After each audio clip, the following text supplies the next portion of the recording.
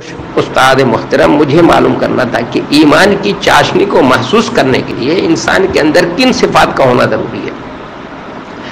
بھائی اس کی تو نبی صلی اللہ علیہ وسلم نے خود وضاحت کی ہے، بخاری اور مسلم کی روایت ہے. کیا فرمایا اللہ کے رسول نے؟ ثلاث من کن وجد بہن حلاوت الایمان.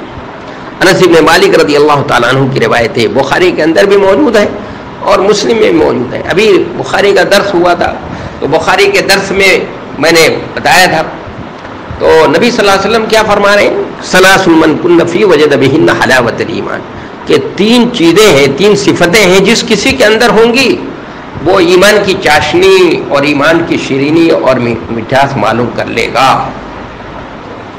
تو ایمان کی شیرینی اور مٹھاس آپ بھی محسوس کرنا چاہتی ہیں تو اپنے اندر یہ تین صفات جن کی طرف اپنے رسول اللہ صلی اللہ علیہ وسلم نے اشارہ کیا ہے وہ اپنے اندر پیدا کی. وہ کیا تین صفات؟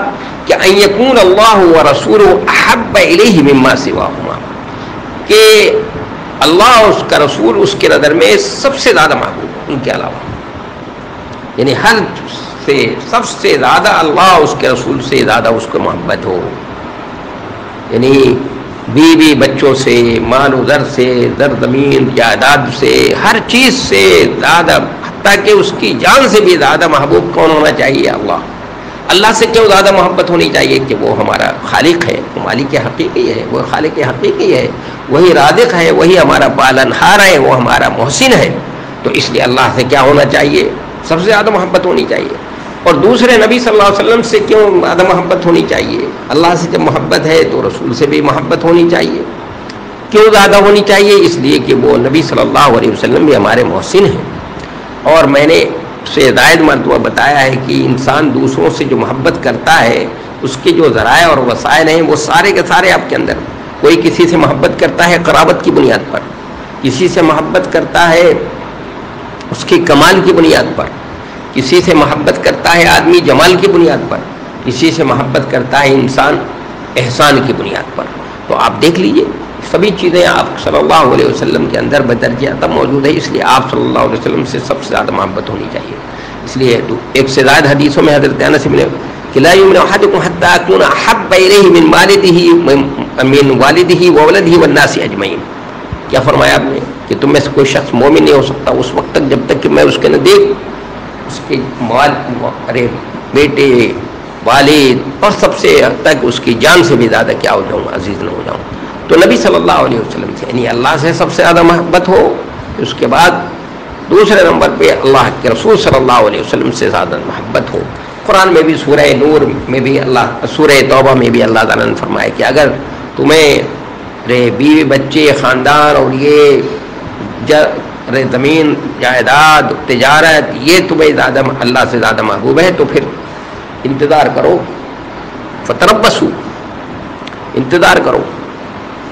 بس سخت وعید جو ہے فرمائی، یعنی اللہ اس کا رسول انسان کے نزدیک، مومن کے نزدیک سب سے زیادہ محبوب ہونا چاہیے. پہلی صفت یہ ہے.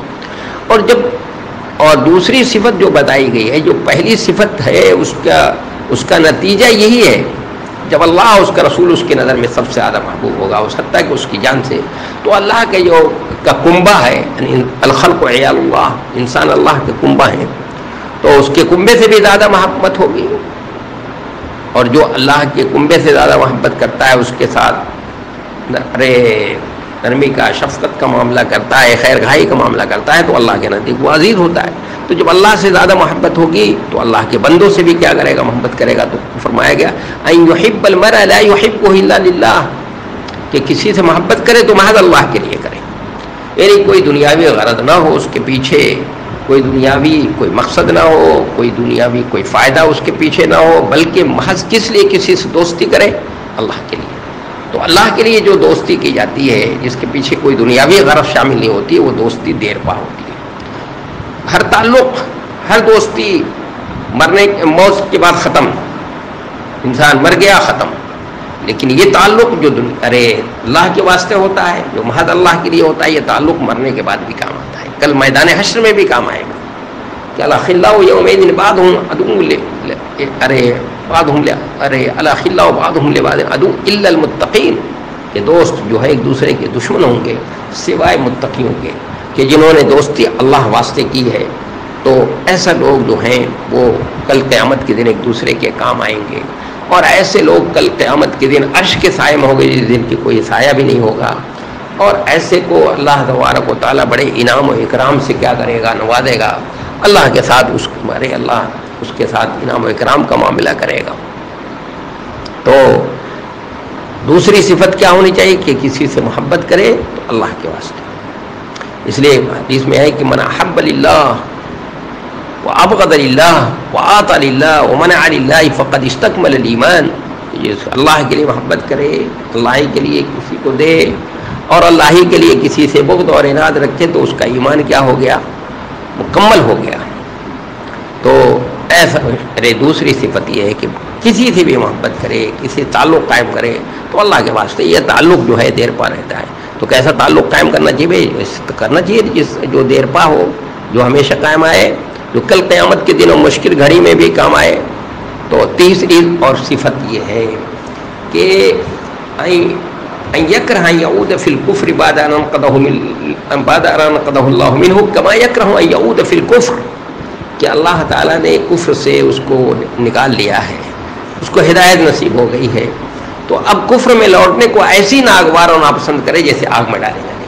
یعنی تیسری صفت یہ کہ اس کو اپنے دین سے، اپنے مشن سے لگاؤ ہو، بہت زیادہ لگاؤ ہو، کہ آگ میں ڈالے جانے کو پسند کر لے، اس کے لیے آگ میں جانے کو پسند کر لے، لیکن اپنے دین کو اور اس مشن کو نہ چھوڑے۔ جیسا کہ سعد بن ابی وقاص کا واقعہ میں نے بتایا تھا کہ وہ اپنی ماں کے بہت کیا تھے، اپنے ماں کے ساتھ حسن سلوک کرنے والے، ماں کے اشاروں پر کام کرتے تھے، لیکن جب وہ مسلمان ہو گئے تو ان کی ماں نے کہا کہ بیٹا تم کیا ہو گئے، بددین ہو گئے، نعوذ باللہ، باپ دادا کے دین کو چھوڑ دیا، میں تو بھوک ہڑتال کر دوں گی، میں تو مر جاؤں گی۔ تو انہوں نے کہا ماں ایسا نہ کریں آپ، تو انہوں نے بھوک ہڑتال کر دی، ایک دن ہو گیا، انہوں نے کہا میں مر جاؤں گی۔ تو انہوں نے بھی جذبے میں کہا کہ ماں آپ ایسا نہ کریں، آپ جیسی ہزار مائیں قربان، میں اب اس دین کو نہیں چھوڑ سکتا ہوں، ہزار مائیں آپ کی جیسے قربان ہو جائیں، لیکن میں اب اس دین کو، مشن کو نہیں چھوڑ سکتا۔